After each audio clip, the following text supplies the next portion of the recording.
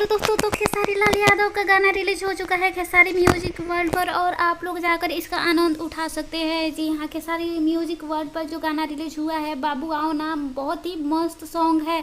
मैंने तो देख लिया है, आप लोग भी जाकर देखो और बताओ कि कैसा गाना है। वैसे खेसारी लाल यादव की प्रेमिका की इस वीडियो में शादी हो रही है और वो रो रो कर उसको बुला रहे हैं बाबू आओ ना, लेकिन उसकी प्रेमिका ने उन्हें धोखा दे दिया है और किसी और से शादी कर रही हैं, जिसकी वजह से खेसारी लाल यादव पहुंच गए हैं शादी के मंडप में और वहां पर वो बहुत बड़ा बवाल खड़ा कर दिए हैं। तो आप लोग क्या कहना चाहेंगे खेसारी लाल यादव की इस कॉमेडी सॉन्ग को लेकर? खेसारी लाल यादव का ये बहुत ही मस्त कॉमेडी सॉन्ग है। आप लोग नीचे कमेंट बॉक्स में कमेंट करके बताइए कि खेसारी लाल यादव इस वीडियो में कैसे लग रहे हैं और उन्होंने जो ड्रेस पहनी है वो उन पे कैसी लग रही है।